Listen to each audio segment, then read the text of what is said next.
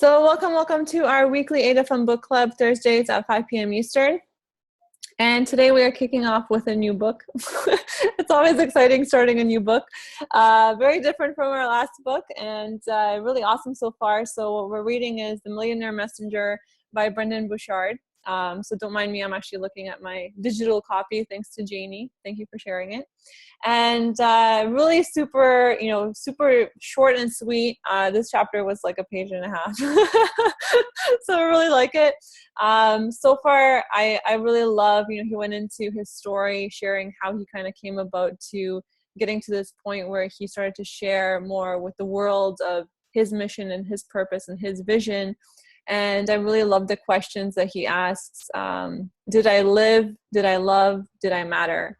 And I know that hits home for a lot of us because us here, thank you for being on, Dan and Via and Janie, from all over the world. Here we are. We're in online entrepreneurship and we're building our business. And this is very relevant to all of us because we've come to this point in our life where we're here because we're sharing our mission and our vision with the world. And taking this skill of kind of bringing that expert kind of skill set that we all have that we're growing or building and kind of working off of to be able to share with people. So I really love this. Really fantastic choice. Via suggested it. Thank you for suggesting it. And just really good. So, if you want to jump out, whoever wants to jump out, any thoughts you have about this, about the book, if it's just whatever comes to mind, what hit you from this chapter or how you feel about all of this, come on out and share.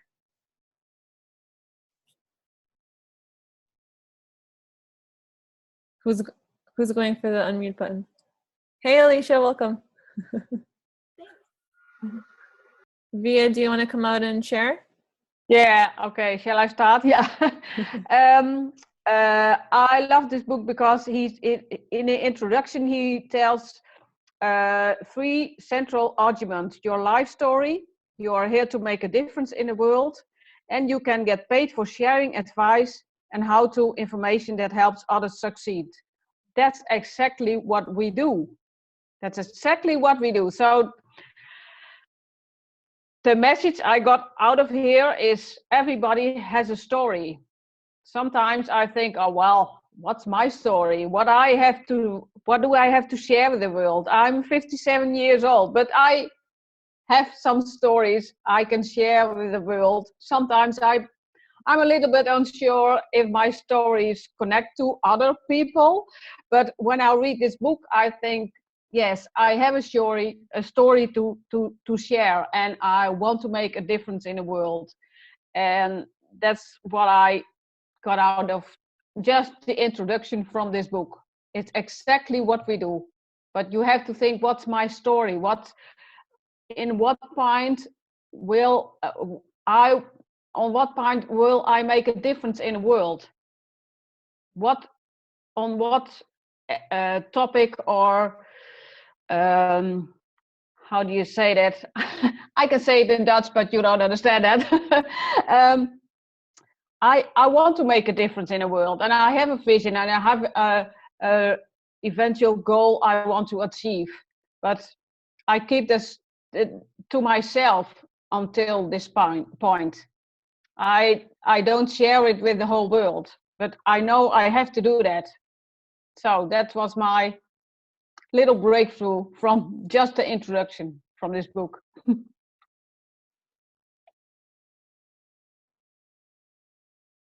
Thank you, Via. Yeah, I think that I definitely struggle with it too because it's so different. I think it's so different in the way that society kind of teaches us about what we can share and what we can get paid for.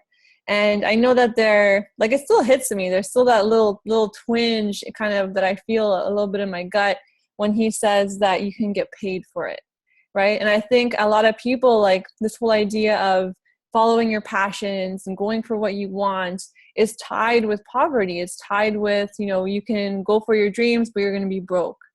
And I think society views it that way. And I know that for us, like when we made the decision to quit our jobs and sell everything, everyone thought that we were giving up on life. Right here we were like excited, and you know, we knew we were going on this journey, but the way people viewed us, you know, and it's not, I mean, they love us and they care about us and they want us to succeed, but they felt like we were giving up on life. They felt like we were giving up on what we had, and like we were kind of crazy for almost, you know, in a sense we're starting over, but kind of like, you know, going down this road of failure. Like, why would you want to go down this road of failure? And why would you want to be broke? Why would you want to live this way? And for us, it was more like, look at all this opportunity online. Look at this ability to follow our passions, to travel, to go for what we want, to create new skill sets, to be able to get paid, to be location independent, right? For us, it was all these possibilities. And it was just going down that path, but it was still scary. And even now, it's like, it's still kind of there, this feeling like, you know, people still have this hurdle where they think they can't get paid for being who they are, because it seems like it's not right, because you're supposed to go to school, you're supposed to get a career, you're supposed to work for someone, right? But getting paid for being paid for who you are and what you know, in a way is almost selfish, or in a way kind of not bringing something to the world, when it's the opposite. There is something to bring to the world, and we all have our own unique thing that we bring to the table. And one thing I've come to realize is that we all have a dream within us. And I believe that dream is there because it's meant to be fulfilled. It's just that most people question whether it is meant to be fulfilled, and they question whether there's a validity there. Don't mind the background noise. But it is there for that reason. It's there to be shared. It's just whether we have the courage to see it, and whether we have the courage to actually go out and do it, right? And so I love that he's sharing this, and I found it funny too, where he said, why isn't there more books about this? Why isn't there more people saying, you know, you can go out and you can become an expert and you can share and you can get paid for it, right? So found that really interesting. So definitely I can relate with what you're saying, Via. That struggle that, you know, what can I share, right? What can I share with the world? And it's just constantly looking for that and discovering that, and then continuing to share that, right, as we go. So I don't know, Janie, I don't know if you would want, I know you see you smiling big. I don't know if you want to come out and share a bit. You said you did read part of the book, so. Do you want me to unmute you? Hi. There's maybe some background because I'm outside, so there's a little wind over my head. But yeah, that's okay. It's the fourth time that I read this book, so this will be fun to read it with all you guys. So that way I will have like another vision of it, or I don't know. But yeah, what the first chapter reminded me of was really like that. Like he had this experience that he almost died, and that's at that point that he started to question like the quality of his life, and how we can like share his experience, and that was a big breakthrough from him. So why do we wait until we have those kind of experience? Like, we can, just by reading this chapter, we can say like, I don't want to wait for that experience to happen to me. Like, I want to live my life full speed, and like what I want in my life, I want it right now. I don't want to wait to experience some kind of bad experience or almost die to really appreciate what life can bring me. So yeah, that was the thing that grabbed me with that chapter, is that we sometimes wait like for the perfect moment to do stuff, or wait for like the right amount of money to do the thing that we want in life and stuff like that. So that's really like to, like, if today I have an hour to do something, why can't I do something that I always dreamed of doing it? Like, we can like put on a list what we want to have in our life, and like what the resources that we need, and sometimes in those lists and with the resources that we have, we surprise ourselves that we can do a bunch of them already right now. So that's the main thing that I got from the first chapter.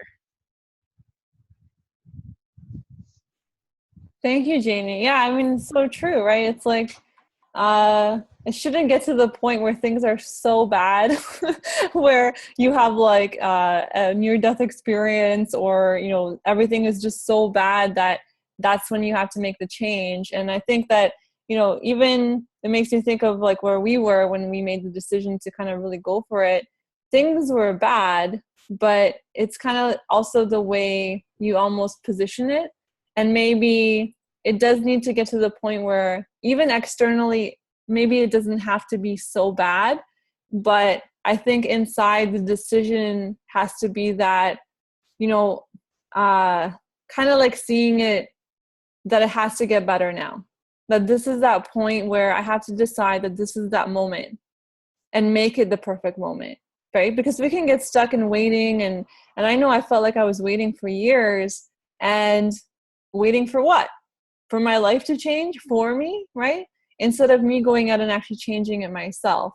And it's scary. It's scary to live so much in awareness all the time. It's easier to live comfortable. It's easy to kind of ignore things. It's easy to just almost numb yourself from stuff versus being aware and having that real like conscious kind of life where you do decide to do things. You decide to go down a certain path. You decide to take that hour and actually do something with it, right?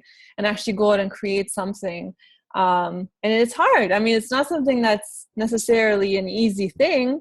If it was, everyone would do it, right? Everyone would go for their dreams and be doing all this crazy stuff, right? But this is also part of what we can share, because each of us going down our path is also inspiration in itself to someone else that could be in the same position, but they haven't made the decision yet, right? I mean, I look at each of you here, and there's people that can relate with each of you that could be in a position where they're not there yet, where they've even made the decision to want to go for their dreams. Maybe they're still in that point where they don't think it's possible for them, where they don't even want to look at it because they don't think the possibility could exist, right? Whereas everyone here has taken that step, has had that courage to look at what they want and just say yes, right? Yes, I want to go down this path, and are already living more consciously than most people, right? That in itself is that inspiration and that story that a lot of people need to hear, right? When you look around and you see people every day in a trance, right? We're not there. We're past that. We're at this point where we work together as entrepreneurs in this community, and we support each other because we are all on that same path, even though we're different, even though we're from different parts of the world, different ages, different genders, different, you know, experiences. And it doesn't matter, because we are united in this idea that we're all going for our unique dream, right? I'll get off my my what do they call it, my podium or whatever, but this is definitely a passionate subject for me. So Dan or Alicia, if you want to jump out, anything you want to share, any thoughts or anything coming up? Yeah, I'll jump out. I haven't read the book, so, but you know what you guys are talking about, I can relate to a lot of it. And you know, Kat, what you said really early on when you decided to make a change, you know, that people say, well, be happy with what you've got. You should just be happy with what you have. I mean, this is as good as it is, and it's, you know, our life is never going to get any better. Why should yours get any better? And you know, it's a mindset that people have, and I know that my family's got it, and probably most everybody that, you know, is on here in some form or another, your family would have the same way of looking at life. But I can't remember who mentioned it, but about things getting so bad that you have to make a change. And I've been there a couple times in my life, and I'm older than anybody here on the call. So, you know, I remember things being so bad, so crappy, you know, it's like life closing in on me to the point where, I mean, I'm a Christian. I was praying, God, please take this from me. And then when basically the crap hit the fan, and it was taken away. Now you don't know what to do, because even though life was bad before, at least you knew what you could count on, if that makes sense. You know? And so, you know, it's, life was bad then, but now you feel like, well, I don't even have that, because even though it was crappy, I knew what I could count on. But we get stuck in what's called a hypnotic rhythm. And this can be a hypnotic rhythm of a success cycle, or it can be a hypnotic rhythm of a failure cycle. And the failure cycle is like weeds in your garden that grow automatically, or bad thoughts that come in your mind automatically. They're just there. They just spring up. And it takes work. It takes really getting in and working hard in order to change your thoughts, so that you can change your life, so that you can have a better life. And somebody mentioned you get stuck in waiting. And that's what I was talking about a little bit ago, that even though life was crappy, you're used to this hypnotic rhythm of a crappy life, if that makes sense. So yeah, it takes a lot of work to recalibrate your thinking, to make you phone call, to make your life different. And so that's the reason for reading books, for listening to audios, coming up with positive affirmations that we say, visualizing, all the things that we do that we're taught, and all the books that we read, or all the audios we listen to. There's a reason for all that, so that you can recalibrate your thinking, so that you can bust through from the failure cycle of this hypnotic rhythm that we get caught into. And it's like slapping yourself to come out of, you know, this just like a mental morass that we get stuck in. So anyways, I mean, that's kind of my thoughts. But Thanks for sharing, Dan. Yeah, for sure. I mean, it is one of those things, like being comfortable. I read this somewhere where it's like, one of the worst things is that, you know, when we have those moments in our life where things get so bad, we're almost pushed into change. We just have to. When your back is against the wall and you can't do anything else, you're forced to change. And so that can be a blessing within itself, though, because in a way, you almost, the decision isn't even yours anymore, because you know you have to change something. What's worse is actually being stuck in that comfortable kind of misery where it's comfortable and you're kind of used to it, and things are not the best they could be, but it's comfortable, right? And you're kind of used to what you're saying, Dan, kind of like you can rely on it almost in a way, right? It's like and I remember this feeling, right? And it's like, and I still get into that feeling of being kind of comfortable in this, maybe, you know, not knowing that I'm not pushing myself enough, or knowing that I'm not really doing maybe some of those daily actions or those daily habits that could help me to improve, or to have more energy, or to be more positive, right? And I remember, you know, I have a thing with TV, with watching too much TV and too much Netflix. And it gets me into a rut, because if I do it too much, it's like brain dead, and I'm not pushing myself. And the thing is that it gets easy to ignore things. It gets easy to live in that lacking of awareness kind of feeling, that numb feeling. And I remember that feeling from before too, where, you know, I was going to a job I hated, and Romeo was working at a job he hated, and it was like backbreaking work. We never got to see each other. We were living in debt, you know, all of this stuff, but we were kind of living this life for a long time at that point. And we could rely on his job and my job. And it was just that point where we were like, okay, we can rely on this life and we can continue going down this path. But what are we working for? What, to support our condo, to buy stuff, what is it for? What are we, you know, trading our time for here? Is it worth it? Is it worth it to go to these jobs, to keep buying all this stuff? Is this what we want? Right? And it was that first question that started to unravel everything. Because then you're really asking yourself, what are you living for, right? What are you trading all this time for constantly? And even though it may feel comfortable a little bit in that misery, is it worth it? Because time keeps passing. That's, I think, the scariest thing. The time keeps passing, no matter what you're doing, whether you're living life to the fullest or whether you're just like on autopilot. right? And just in a trance. Life just keeps going. It just keeps going, right? And you can't stop it. You can only look back and say, okay, here I am, X amount of time later.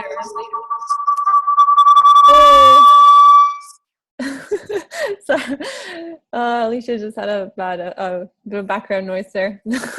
I like your hat. Yeah, and it's one of those things, right? So totally got kind of off the tangent there, but I don't know, Alicia, do you want to come out and share? I think you're walking somewhere, or I don't know if you want to come out and share anything. Real quick, I love you guys, and I love this book. I haven't had a chance to look through it, and I do agree everything what everybody said on, you know, story and how it's important to you, and I think this book will help me write that story a lot better and be more inspired to do it. So I'm excited to go through the book, and I've been encouraged by all of y'all's comments because I haven't had a chance because I have like 5 other books I'm going through, and plus this one, and I'm catching up with everything else, the technical difficulties I've had today. So thanks, Kat, for everything. If I drop off, you'll know why. Thanks, Alicia. Yeah, I think you'll like the book. The book is like really kind of it is definitely an easy read. But it's one of those like hit home kind of books, right? Like look at the passionate discussion we're getting into. I think I kind of missed that during the Money Master of the game because it's getting so technical with the numbers and all that stuff. But this is definitely like a hit home kind of book for all of us here because this is directly it's so relevant to all of our lives, right? And to what we're doing and making the conscious decision to do in our lives and sharing our expertise and bringing that to the world. So really fantastic. Thank you so much, Via, for recommending it. Perfect for book club, perfect for discussion, and perfect for all of us here in this community. So if anyone has any last kind of closing thoughts, if you want to share anything, otherwise we'll wrap up the discussion here. Anyone want to pop out? Just show me that finger going for that unmute button. If not, then that's cool. These are short chapters. Yeah. Very short. I want to thank Erika Udianu. I had this book from her from the Euro Mastermind last year in Bucharest. So I want to give her some credits for letting me know that this book was existing, and so I bought it, and I've read some chapters more, but it's very easy to read and look at tonight. Just from one chapter, a few pages, and we filled half an hour, and we can fill another half an hour. So thank you, Erika. So that's what I want to say. Thank you, Via. I'm not surprised. Erica's amazing. So really awesome that she shared this and that you shared it and passed it on with us. And I was just about to say actually that we're just going to go chapter by chapter here because I think every week we're going to have a lot to discuss because we could definitely stay on here for another few hours talking about even this first chapter. So for those of you watching the replay, if you want to join us live, more than welcome to. Thank you, Dan, so much. And so we'll do chapter 2, Behind the Guru Curtain. So we'll do that for next week. And see you guys. If you want to join us live again, you can get the Zoom. And see you next week on Thursday at 5 p.m. Eastern. And thank you so much, guys, for being on. Fantastic discussion. Bye-bye.